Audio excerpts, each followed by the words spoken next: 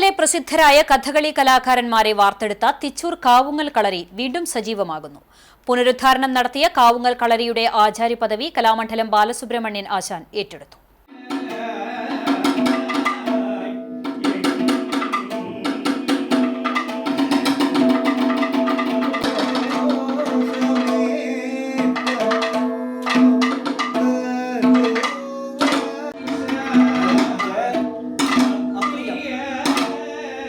കേരളത്തിന്റെ തനത് പൈതൃക കലയായ കഥകളിയെക്കുറിച്ച് പറയുമ്പോൾ തിച്ചൂർ കാവുങ്ങൽ കളരിയെ മാറ്റി നിർത്താനാകില്ല.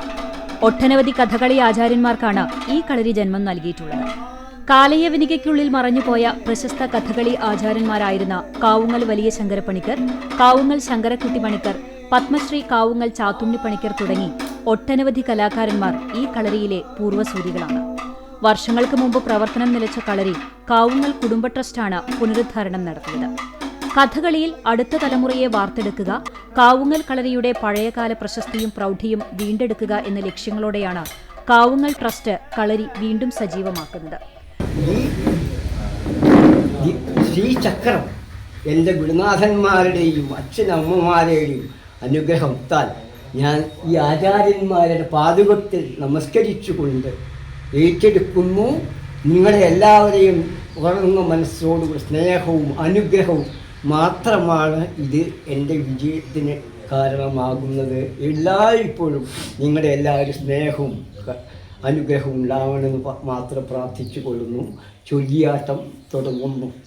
തറവാട്ടിലെ മുതിർന്ന അംഗം ശാരദാമ്മയും കാരണവന്മാരായ കാവുങ്ങൽ അച്യുതപ്പണിക്കർ, കാവുങ്ങൽ അപ്പുപണിക്കർ, കാവുങ്ങൽ രാമകൃഷ്ണ പണിക്കർ, കലാമണ്ഡലം ബാലസുബ്രഹ്മണ്യൻ ആശാൻ എന്നിവർ ചേർന്ന് കുടുംബാംഗങ്ങളുടെ സാന്നിധ്യത്തിൽ ഭദ്രദീപം കൊളുത്തി കളരിയുടെ പ്രവർത്തന ഉദ്ഘാടനം നിർവഹിച്ചു. തുടർന്ന് കാവുങ്ങൽ കളരിയുടെ ആചാര്യപദവി ബാലസുബ്രഹ്മണ്യൻ ആശാന് കൈമാറി. ഇതിനുശേഷം ബാലസുബ്രഹ്മണ്യൻ ആശാന്റെ നേതൃത്വത്തിൽ ദക്ഷയാഗം കഥകളിയിലെ ചൊല്ലിയാട്ടം നടത്തി. ശിവഭഗവാൻ സതീദേവിയെ വിവാഹം ചെയ്യുന്നത് മുതൽ ഭഗവാന്റെ തൃക്കണ്ണിൽ നിന്നും പിറന്ന വീരഭദ്രനോടും ഭദ്രകാളിയോടും വധിക്കാൻ പറയുന്നത് വരെയുള്ള 5 രംഗങ്ങളാണ് ചൊല്ലിയാടിയത്.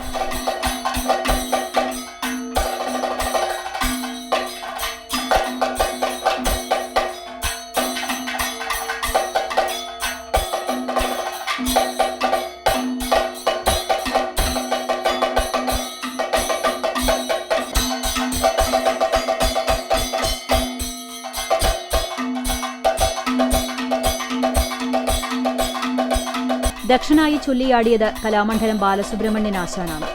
ആശാന്റെ പ്രായം തളർത്താത്ത മെയ്ക്കരുത്തും മെയ്വഴക്കവും ചടുലമായ ചുവടുകളും ആംഗ്യഭാവാഭിനയവും കാണികളെ വിസ്മയിപ്പിച്ചു. ശിവഭഗവാനായി കാവുങ്ങൽ രമേഷ് പണിക്കരും ഇന്ദ്രനായി കാവുങ്ങൽ അരവിന്ദാക്ഷൻ പണിക്കരും ചൊല്ലിയാടി. സംഗീതം ശ്രീരാജ് വർമ്മയും ജയദേവനും, ചെണ്ട കലാമണ്ഡലം നിതിൻ കൃഷ്ണനും, മദ്ദളം കലാമണ്ഡലം പ്രശാന്തും, കലാനിലയം മണികണ്ഠനും നിർവഹിച്ചു.